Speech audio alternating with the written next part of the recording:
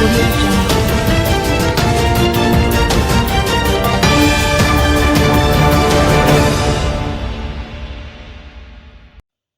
28-year-old mowed down along Municipal Boulevard. The police are probing the circumstances surrounding the death of a man along Municipal Boulevard, Greater Portmore in St. Catherine on Sunday. The deceased has been identified as 28-year-old Gavin Blake of Warren River, Steertown, St. Anne. According to police reports, about 10:15 p.m., Blake was traversing the roadway when he was hit by a motor vehicle, which then fled the scene.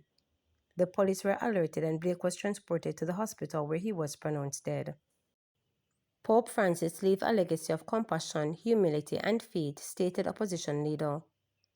Mark Golding, opposition leader and People's National Party president, has extended his condolences on the passing of Pope Francis, who died on Monday at 88. In a late morning statement, Golding expressed profound sorrow at Pope Francis' passing, stating that his life was a testament to spiritual devotion, moral clarity, and tireless, progressive commitment to unity and human dignity. Noting that the Catholic Church holds a respected place in Jamaica culture and spiritual life, the PNP president said that for generations, Jamaican Catholics have contributed significantly to national building through education, health care, community service, and the arts, guided by the values and teachings of the Holy See. To the Catholic community across Jamaica, I offer heartfelt sympathies during this time of reflection and mourning. May you find comfort in the Pope's enduring legacy of compassion, humility, and faith, Golding noted. May his soul rest in peace, and may his example continue to inspire all who strive for a more just and loving world. St. Andrew man dies after falling from roof.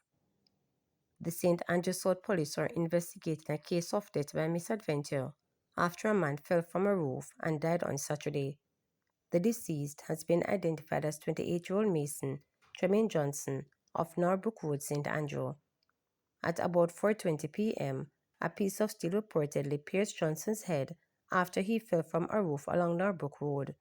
He was taken to the Kingston Public Hospital where he succumbed to his injuries. The Constant Spring police are investigating. Public feedback sought on how utility companies should help customers after disasters. The Office of Utilities Regulation, OR, is seeking to find out from Jamaicans the kind of relief they believe utility companies should provide in the event of a natural disaster.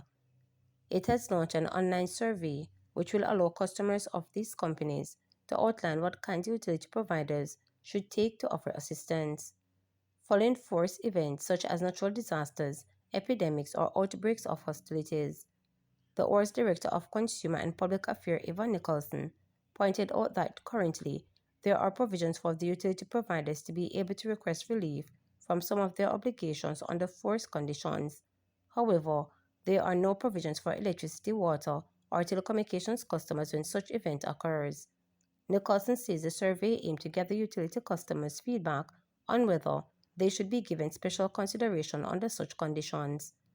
She notes that in the past, following a natural disaster such as a hurricane, some utility providers have extended discretionary relief measures such as moratorium on collections and disconnection processes and compliance, bill discount, credits or top-ups, direct cash in the form of care package, or flexible payment arrangement into their customers. In the meantime, the OR says it will also examine the terms and conditions of service and other regulatory documentation that act as contracts for providing services to customers of the four major utility providers to identify whether there are any forces provision for customers. It says it will assess where such conditions exist, if they are sufficient, and where none exist, whether relief is needed.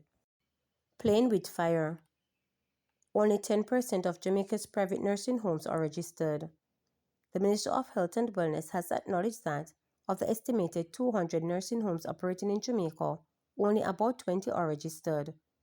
The information was released by Parliament last week after it was submitted to the Senate selected committees that examined the proposal to craft an Elderly Care and Protection Act.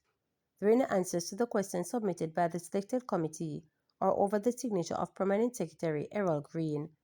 It explained that the estimate of approximately 200 existing nursing homes island-wide was derived primarily through information provided by public health inspectors, PHIs. PHIs identify a facility, particularly new or previously unregistered ones, during their route public health inspection, it noted. When such facilities are found, they are reported to the Ministry, specifically to the Standards and Regulation Division. The SRD also requests periodic updates from PHIs to maintain a current inventory of operating facilities across the island. Additionally, some nursing homes come to the Ministry's attention when operators seek insurance coverage, as insurers often require proof of registration before providing services. Furthermore, during inspection for a food handler's permit, PHIs may encounter unregistered nursing homes and advise operators to their legal obligations to seek registration. Of the approximately 200 facilities identified, only about 10% have met and exceeded the Ministry's regulatory standards and requirements for formal registration.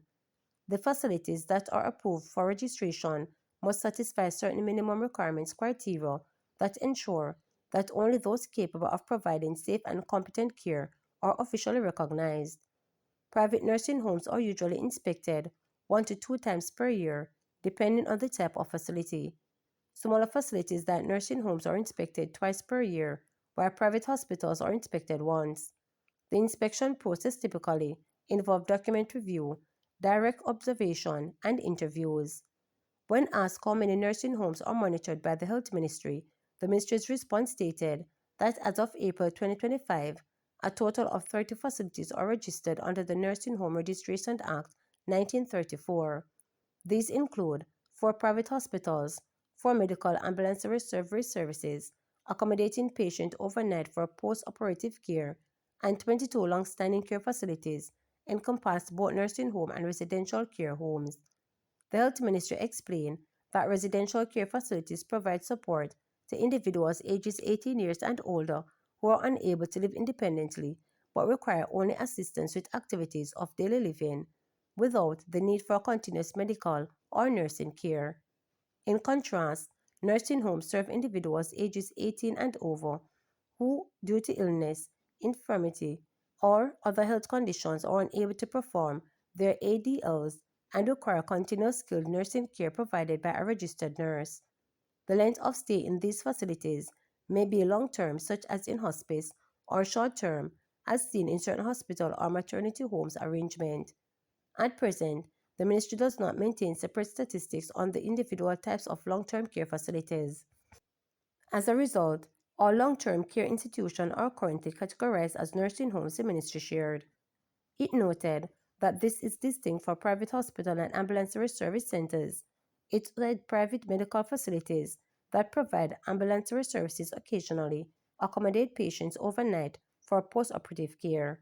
In such cases, a registered nurse must be on site to provide clinical support, which necessitates their registration under the NHRA. To subscribe, like, share, and click the notification bell for daily updates.